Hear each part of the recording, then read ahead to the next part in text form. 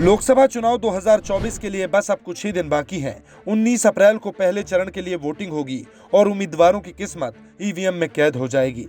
BJP का लक्ष्य है 400 पार और इसी लक्ष्य के लिए बीजेपी के बड़े नेता से लेकर उम्मीदवार आगे बढ़ रहे हैं और चुनावी गर्मी में खूब पसीना बहा रहे हैं।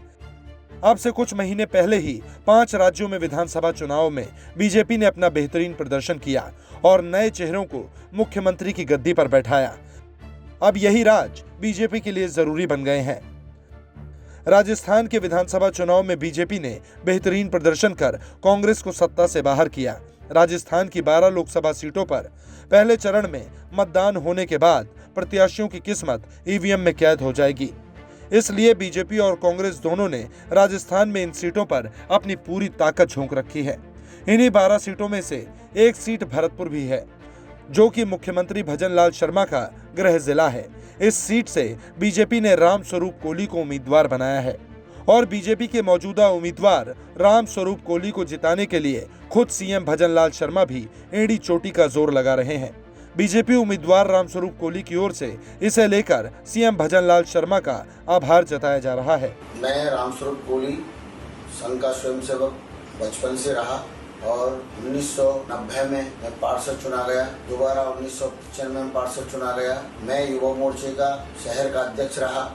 उसके बाद मैं भजनलाल जी भाई साहब के साथ युवा मोर्चे का जिला उपाध्यक्ष रहा। मैंने विश्व हिंदू परिषद का काम किया, बजरंग दल का काम किया और मुरली मनोहर जोशी जी के साथ एकता यात्रा में गया और 1999 में अयोध्या गया और फैजाबाद में गिरफ्तार हुआ। भारतीय जनता पार्टी 2003 में मैंने तृतीय वर्ष किया और भारतीय जनता पार्टी ने मुझे 2004 में लोकसभा का सदस्य चुना गया।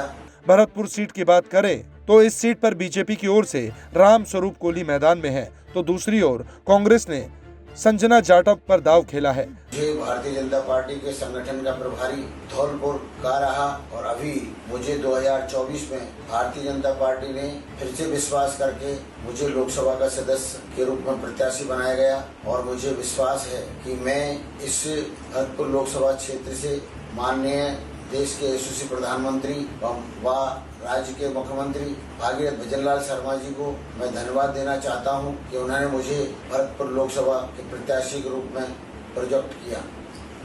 जय हिंद।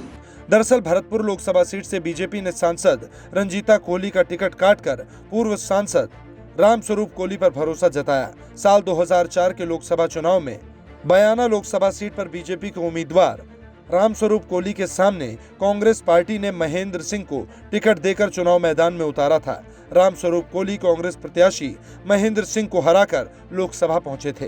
राम स्वरूप कोली को कुल 2,65,051 वोट मिले थे, तो दूसरे नंबर पर रहे कांग्रेस प्रत्याशी महेंद्र सिंह को कुल 2,05,427 वोट मिले थे। Bharatpur SC seat reserve seat है। कोली समाज से आने वाले बीजेपी उम्मीदवार राम स्वरूप की इस इलाके में अच्छी पकड़ बताई जाती है। अब देखना यह है कि 4 जून को किसके सर पर जीत का ताज सजता है।